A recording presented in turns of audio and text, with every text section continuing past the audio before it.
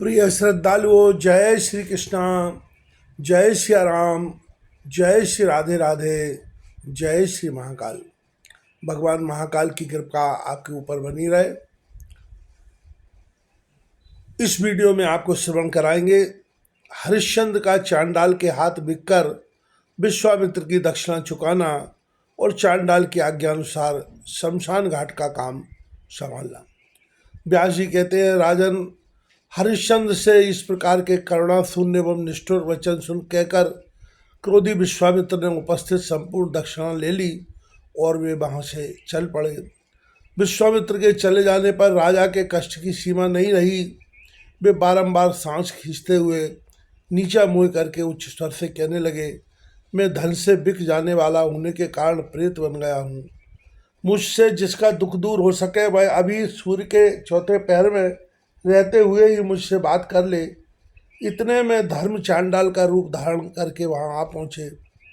उस चांडाल के शरीर से दुर्गंध फैल रही थी।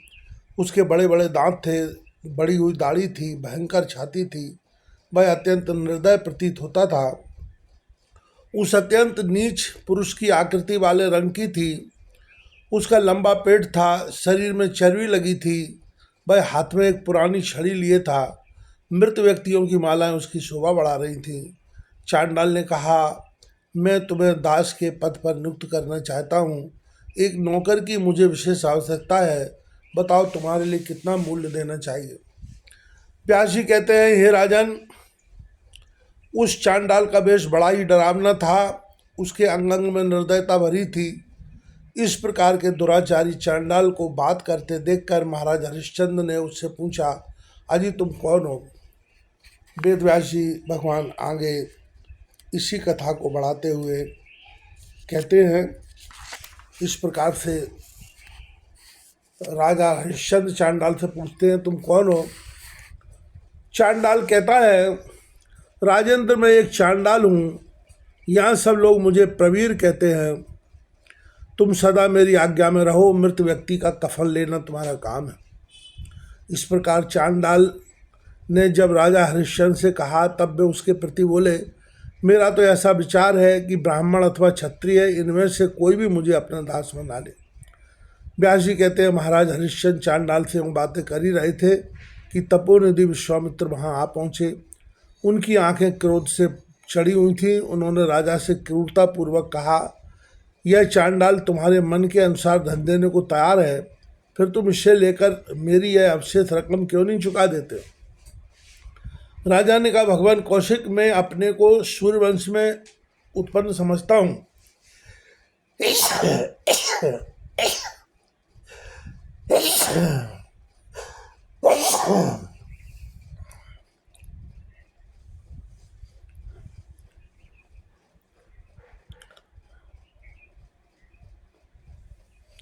व्यासी कहते हैं, महाराज हरिश्चंद्र चांडाल से हम बात कर ही रहे थे कि तपोनिधि विश्वामित्र वहां आ पहुंचे।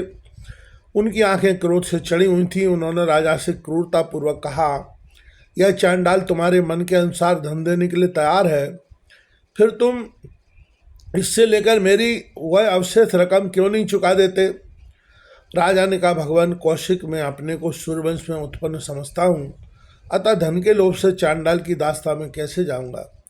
विश्वामित्र बोले, यदि तुम स्वयं चांडाल के हाथ बिककर उससे प्राप्त हुआ धन मुझे नहीं दोगे तो मैं तुम्हें अभी शाप दे दूंगा।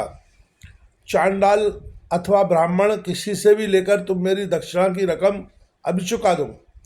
इस समय चांडाल के सिवा दूसरा कोई भी व्यक्ति तुम्हें धन नहीं दे सकता और धन पाए बिना मैं जाऊंगा नहीं, यह निश्चित है। मनुजेंद्र, यदि तुम अभी मेरा धन नहीं दोगे तो दिन के चौथे पहर की आधी घड़ी और बीत जाने पर मैं शाप रूपी अग्नि से तुम्हें भस्म कर दूंगा। व्यास जी कहते हैं, राजन, उस समय महाराज हरिश्चंद्र मृतक के समान निश्चेष्ट हो गए।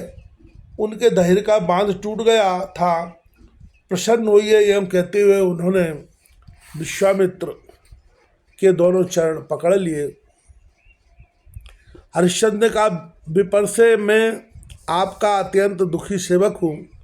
मेरी स्थिति बड़ी दयनीय है। विशेषता यह है कि मैं आपका वक्तव्य हूँ। चांडाल के संपर्क में रहना मेरे लिए महान कष्टप्रद है।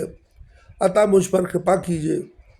शेष धन चुकाने के लिए मैं आपके अधीन होकर सेवा कार्य संपन्न करूँगा। मुनिवर, आपका ही सेवक बनकर रहूँगा और मेरा कार्य आपकी इच्छा पर निर्भर रहेगा। विश्वामित्र बोले, महाराज बहुत ठीक, ऐसा ही हो, तुम मेरे ही सेवक बन जाओ, परंतु राजन शर्त यह है कि तुम्हें सदा मेरी आज्ञा का निर्विरोध पालन करना होगा। व्यास जी कहते हैं, राजन विश्वामित्र के इस प्रकार कहने पर राजा हरिश्चंद्र का मुरझाया हुआ मुख प्रसन्नता से खिल उठा। उन्होंने समझा कि मेरा पुनर्जन्म हुआ है। वे विश्वामित्र से कहने लगे, पवित्र अंतःकरण वाले द्विज का मैं आपकी आज्ञा का निरंतर पालन करूंगा, इसमें कोई संशय नहीं है। आज्ञा दीजिए, आपका कौन सा कार्य संपन्न करूं। विश्वामित्र ने कहा, चांडाल, आओ, तुम मेरे इस नौकर का क्या मूल्य दोगे? अब मूल्य लेकर इसे मैं दे देता हूँ, तुम स्वीकार कर लो, क्योंकि मुझे नौकर से कोई प्रयोजन नहीं है, मैं तो धन चाहता हूँ। व्यास जी कहते हैं, राजन, जब विश्वामित्र ने इस प्रकार कहा तब चांडाल के मन में प्रसन्नता छा गई। उसने तुरंत निकट आकर मुनि से कहा। चांडाल बोला, प्रयाग की सीमा 10 योजन के विस्तार में है। विप्रवर, वहाँ की भूमि को रत्नमयी बनाकर मैं आपको दे दूंगा।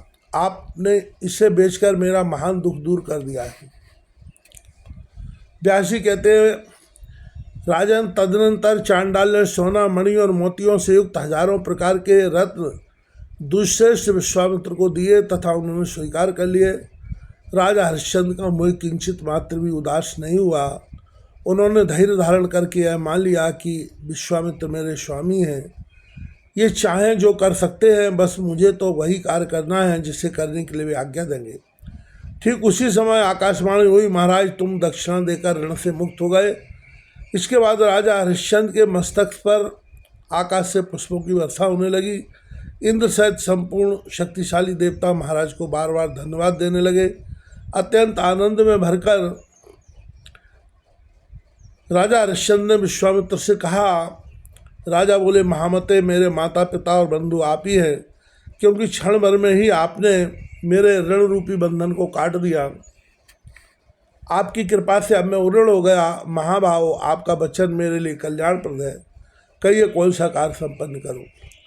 इस प्रकार राजा हरिश्चंद्र के कहने पर उनके प्रति विश्वामित्र बोले। विश्वामित्र ने कहा, राजन, आज से इस चांडाल की आज्ञा का पालन करना तुम्हारा परम कर्तव्य है। अब तुम्हारा कल्याण हो। यूं कहकर विश्वामित्र ने धन ले लिया और वे वहाँ से चल पड़े।